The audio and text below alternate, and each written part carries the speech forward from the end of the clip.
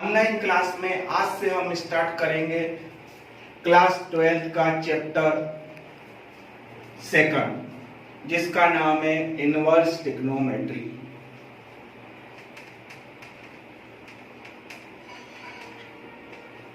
जिसे कहते हैं प्रतिलोम त्रिकोणमिति। इस त्रिकोणमिति के बारे में आप पुरानी क्लास में अध्ययन कर चुके हैं। अब हम उसके आगे का इसका ब्रांच पढ़ेंगे। यह है प्रतिलोम त्रिकोणमिति। क्या होता है? अगर मैं आपसे पूछूं कि साइन 30 डिग्री का मान क्या होगा, 1/2। अगर मैं आपसे पूछूं कि साइन 45 डिग्री का मान क्या होगा, तो आपका जवाब क्या होगा, 1/2। लेकिन अगर यही मैं पूछने लगूं आपसे कि 30 डिग्री में साइन का मान क्या होगा, तो आप कहेंगे साइन इनवर्स 1/2। अगर यही पूछा जाए आपसे कि 45 डिग्री में साइन का मान क्या होगा, तो आप कहेंगे साइन इनवर्स 1/√। अगर हम त्रिकोणमिति व्यंजक के ऐसे मानों को जिसके सारे कोण के रूप में प्रदर्शित करें, कोणों के मान प्रदर्शित हों, वह कहलाता है प्रतिलोम त्रिकोणमिति। डेफिनेशन और परिभाषाओं की सारी पीडीएफ में आपको भेज दूंगा, जिसको आपको राइट डाउन करना है आपकी फेयर कॉपी में। फिर से समझ लीजिए क्या मतलब बताया मैंने कि कोणों के मानों को संख्यात्मक रूप में प्रदर्शित करना प्रतिलोम त्रिकोणमिति होता है। जो आपके एंगल्स हैं उनकी वैल्यूज को ट्रिग्नोमेट्रिक एल्जेब्रिक इक्वेशन की फॉर्म में रिप्रेजेंट करना इनवर्स ट्रिग्नोमेट्री होता है। इसके लिए हम आगे सीखेंगे कि इनके संख्यात्मक मानों को कैसे प्रदर्शित किया जाता है। जैसे मैंने कहा साइन 30 का मान 1/2, साइन 45 का मान 1/√2, साइन 60 का मान √3/2। जैसे मैंने ये लिया आपका, ये एक सेट है। इस सेट में आपके अलग अलग कोण 30, 45, 60। तो 30 1/2 साइन फंक्शन में, 45 1/√2, 60 √3/2। जैसे प्रत्येक मान की मैपिंग अलग अलग हो रही है, यानी इनका इनपुट अलग अलग आउटपुट दे रहा है, तो इसका मतलब ये होता है कि ये 1/1/2 फंक्शन है, और 1/1/2 फंक्शन ही इनवर्स फंक्शन होता है। आप सिर्फ समझ लीजिए, इसका सारा आपका पीडीएफ में आपको इसका राइट डाउन मिल जाएगा, जिसे आप फेयर कॉपी में लिख लीजिएगा। अब हम आते हैं कि ये बात समझ में आ गई कि 1/1/2 का मतलब क्या है, कि जितने भी माने, जितना भी इनपुट है, वो इधर आउटपुट अलग अलग रिप्रेजेंट करे, तो वो कहलाता है आपका इनवर्स फंक्शन। इस इनवर्स फंक्शन में हम फिर एक बात समझते हैं। जैसे मैंने कहा कि साइन 30 सब मानों को अपन रेडियन में ही लिखें, तो साइन π/6 की वैल्यू क्या होती है, 1/2। साइन 5/6 की भी वैल्यू क्या होती है, 1/2। साइन 15π/6 की वैल्यू भी क्या होती है, 1/2। अगर हम इस कंडीशन में देखें कि साइन फंक्शन के अलग अलग वैल्यूज एक ही आउटपुट प्रेजेंट कर रहे हैं, तो यहां पर ये प्रॉब्लम हो जाती है कि ये फंक्शन 1/1/2 नहीं है। तो अब इसको कैसे बताएंगे कि अपन इसका सही मान कौन सा है, तो इसके लिए आपको ये टेबल याद करनी पड़ेगी कि फंक्शन अपन ने लिया y = तो साइन इनवर्स x की वैल्यू होगी हमारी -π/2 से +π/2 के बीच में, जिसको हम कहते हैं इसकी रेंज या मुख्य मान। हमको यही पहले सीखना है। दूसरे नंबर पर आता है cos इनवर्स x। तो cos इनवर्स x की वैल्यू क्या होगी आपकी, 0 to π के बीच में। और tan इनवर्स x की वैल्यू क्या होगी आपकी, -π/2 से +π/2 के बीच में। आपको अब इन्हीं रेंज के अकॉर्डिंग आपको आपके मुख्य मान निकालना है। जो परीक्षा में क्वेश्चन बनता है ऑब्जेक्टिव टाइप में और 2 नंबर में, वह यही होता है कि आपको इनवर्स फंक्शन की रेंज कैसे निकाली जाती है। अब हम देखें साइन कॉस टेन, वैसे कोसेक भी होता है, सेक भी होता है और टेन भी होता है, लेकिन हम इतने मान क्यों याद करें? जब हम इनको रेसिप्रोकल करके इनमें चेंज कर देंगे तो हमारे इन 3 मानों से ही सारे की रेंज निकाली जा सकती है। अब इस रेंज को कैसे निकाला जाता है, अब हम ये देखते हैं। जैसे मैंने क्वेश्चन दिया कि साइन इनवर्स -1/2 का मुख्य मान क्या है, या इसको कहते हैं प्रिंसिपल वैल्यू। अब कैसे निकालते हैं इसकी प्रिंसिपल वैल्यू? आप इस फंक्शन को थीटा के इक्वल लिख लें तो -1/2, जब इस साइन इनवर्स का ट्रांसफॉर्मेशन करेंगे, पक्षांतरण करेंगे, तो ये क्या बन जाएगा आपका साइन थीटा। यानी हमारा ये ट्रिग्नोमेट्री का क्वेश्चन हो गया कि साइन थीटा इक्वल टू कितना हो गया -1/2। अब आपको ये पता करना है कि -1/2 वैल्यू साइन में किसकी होती है। इसके लिए आप पिछली क्लास 11th में पढ़ चुके हो, ये वाला कॉटेंट।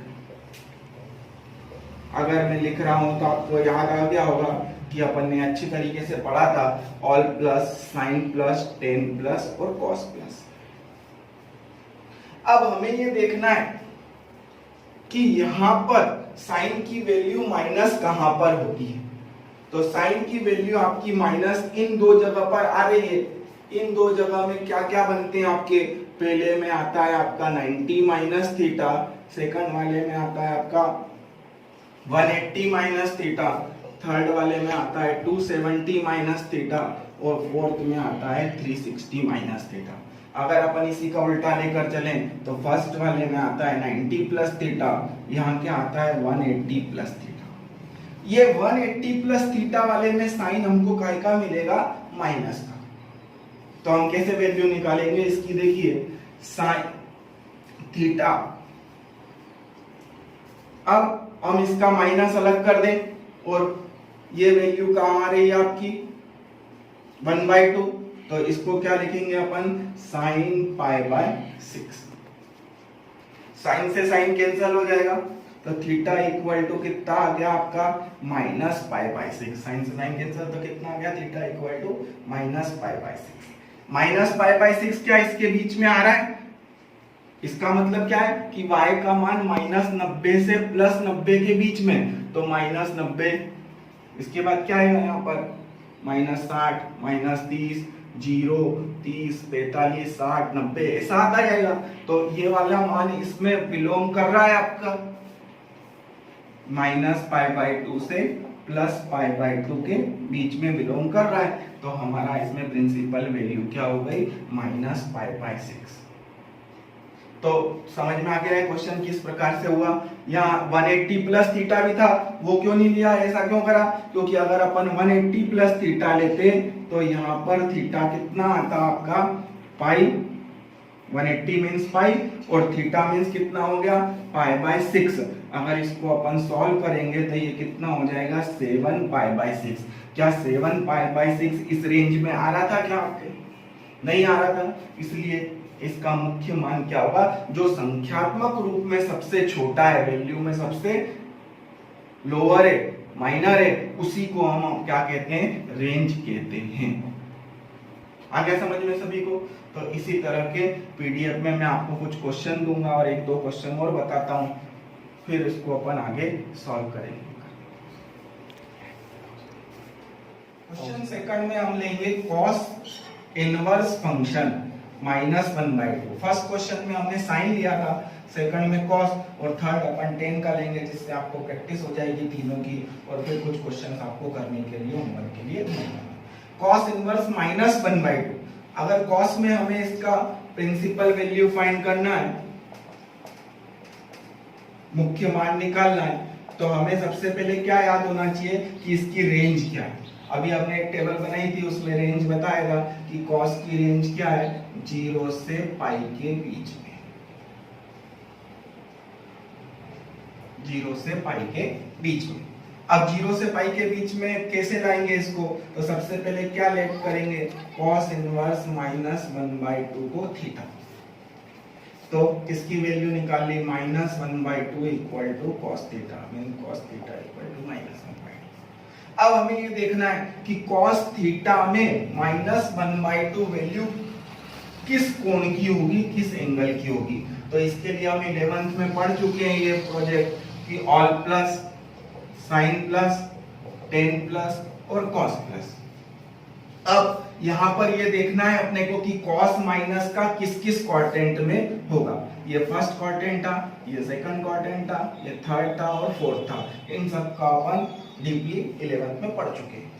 अब यहाँ पर देखेंगे हम कि साइन काय का है, यहाँ पर प्लस का, तो इसका मतलब कॉस काय का हुआ आपका माइनस का, यही चाहिए था। लेकिन आप कहेंगे कि थर्ड क्वाड्रेंट में भी तो कॉस माइनस का है, लेकिन मैंने शुरू में डेफिनेशन क्या बताई थी कि संख्यात्मक रूप में जो मान सबसे छोटा होगा उसको ही हम हमारी रेंज में या मुख्य मान में लेंगे। तो यहाँ संख्यात्मक रूप में छोटा पहला सेकंड आ रहा है, तो सेकंड का मान ही हमारा सबसे छोटा रहेगा। तो अब यहाँ देखते हैं यहाँ हमारा कौन सा कोण आता है, फर्स्ट में आता है 90 माइनस थीटा, सेकंड में आता है 180 माइनस थीटा, यानी यहाँ पर हमको कोण क्या लेना पड़ेगा, 180 माइनस थीटा। तो cos थीटा, cos 180 को क्या लिखते हैं, पाई माइनस थीटा। अब इस माइनस को हटाकर अगर अपन देखें कि cos में 1/2 वैल्यू किसकी होती है, cos में 1/2 वैल्यू किसकी होती है, 0 की वैल्यू क्या होगी आपकी 1, 30 की क्या होगी √3/2, 45 की क्या होगी 1/√2, cos 60 की क्या होगी 1/2। यानी क्या आया cos 60, और रेडियन में इसको क्या लिखा जाता है π/3। यानी यही फार्मूला बना था 11th में, अगर आपको याद हो, cos 180 minus theta equal to minus cos theta. यहाँ माइनस साइन आ गया है, cos से cos कैंसल, तो थीटा इक्वल टू क्या हो गया पाई माइनस π/3। एलसीएम लेके इसको सॉल्व करा, 3π माइनस पाई 2π/3। 2π/3 का मतलब कितना हुआ 2, पाई मींस 180, 3 से कैंसल, 60, 120। क्या ये जो मान आया 120 ये 0 और पाई के बीच में है, 0 और पाई का मतलब क्या है 0 और 180 के बीच में कहीं पर 120 आएगा, बिलोंग करेगा, 0 is less than equal to 1 is less than equal to pi। तो हमारे इसके बीच में ये मान आ रहा है, इसलिए ये इसकी क्या हो गई cos की प्रिंसिपल वैल्यू।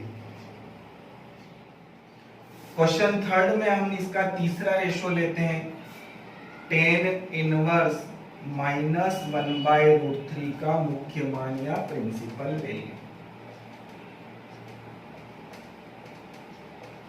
कैसे सॉल्व करेंगे इसको भी, सबसे पहले वही माना कि let tan inverse -1/√3 equal to theta, means tan theta equal to -1/√3। वही हम सबसे पहले ढूंढेंगे कि -1/√3 वैल्यू tan में किसकी होती है। तो वही हमें याद होना चाहिए रेंज, जो हमने टेबल बनाई थी फर्स्ट वाले वीडियो में। क्या लिखा था अपन ने कि जो tan इनवर्स x है उसकी वैल्यू किसके बीच में होना चाहिए, -π/2 और π/2 के बीच में। यानी इनके बीच में जो जो वैल्यू, अब इनके बीच में कौन कौन सी वैल्यू है, π/2 मींस 90, 60, 30, so on, 0, 30, 0, 30, 45, 60 ऐसा आता जाएगा। कहां तक की वैल्यू आनी चाहिए 90। इनमें से जो एक वैल्यू होगी जो सबसे छोटी होगी संख्यात्मक रूप में, माइनर होगी, उसी को हम यहाँ पर लेंगे। तो कैसे सॉल्व करेंगे, tan थीटा माइनस को अलग करेंगे। अब यहाँ ये क्वाड्रेंट क्यों नहीं देखेंगे अपन, क्योंकि -π/2 से +π/2 के बीच में जाना है, यानी 90 से ऊपर नहीं जाना चाहिए। जब भी 90 से ऊपर जाना है तो फिर ये वाला टेबल देखना पड़ता है, लेकिन यहाँ पर 90 से ऊपर नहीं जाना है, तो 90 से ऊपर सिर्फ किस में जाना पड़ता है, cos वाले में। इसलिए सिर्फ cos वाले के लिए प्रयोग करेंगे जो सेकंड वाले वीडियो में करा था अपन ने। थर्ड में यहाँ पर आपको tan है, tan माइनस से प्लस के बीच में ही होना चाहिए। तो यहाँ 1/√3 वैल्यू किसकी होती है 10 में 30 की, 30 को रेडियन में क्या लिखते हैं π/6, 10 से 10 कैंसिल, तो थीटा इक्वल टू क्या हो गया -π/6। जो वैल्यू आई वो आप कंफर्म करो कि इसके बीच में ही है 60, इसका मतलब कि ये वैल्यू आपकी -π/2 और π/2 के बीच में, तो ये इसकी प्रिंसिपल वैल्यू। लेकिन अगर आप कहें कि कोई क्वेश्चन ऐसा आ जाए साइन कॉस टेन के अलावा कोई क्वेश्चन आ जाए तो आप कैसे सॉल्व करेंगे? जैसे अपन एक एग्जांपल ले लें कि आपके पास अगर क्वेश्चन आ जाए सेक इनवर्स 1/√2 की वैल्यू प्रिंसिपल वैल्यू फाइंड, तो हम वही इसको भी थीटा के इक्वल ही लिखेंगे। तो सेक थीटा इक्वल टू 1/√2। अब शुरू में मैंने जो टेबल बनाई वो 3 की बनाई, साइन कॉस और टेन इनवर्स, लेकिन हमारा यहाँ क्या आ गया सेक, तो ये आपने 11th या 9th में अपने पढ़ ही चुके हैं 10th में कि सेक किसका रेसिप्रोकल होता है कॉस का, किसका व्युत्क्रम होता है कॉस का, तो इसका व्युत्क्रम कर देंगे तो कितना हो जाएगा आपका √2। अब √2 क्या कॉस में कोई 1/√2 वैल्यू होती है, √2 वैल्यू होती है? नहीं होती है, तो आपको इसमें क्या होगा डज नॉट एग्जिस्ट लगा देंगे कि इसकी कोई वैल्यू प्रिंसिपल वैल्यू नहीं होगी। लेकिन यही क्वेश्चन अगर अपन इस तरह से लिखें कि सेक इनवर्स √2 की प्रिंसिपल वैल्यू क्या होगी, तो वही इसको भी अपन ने थीटा के इक्वल लिखा, तो √2 इक्वल टू क्या हो गया सेक थीटा, इसको अपन ने कॉस में कन्वर्ट करा, सेक का रेसिप्रोकल क्या होता है कॉस, और √2 का रेसिप्रोकल क्या होगा, इसके कुछ नहीं है तो अपन में 1, तो कितना हो जाएगा 1/√2। सेक थीटा का व्युत्क्रम क्या होता है cos थीटा, तो √2/1 का व्युत्क्रम क्या होगा 1/√2। अब 1/√2 cos में वैल्यू होती है तो हमें cos की आइडेंटिटी याद हो जाना चाहिए। cos की आइडेंटिटी क्या है कि 0 से पाई के बीच के नंबर। अब 0 से पाई के बीच में नंबर देखें तो 1/√2 cos में किसकी वैल्यू होती है आपकी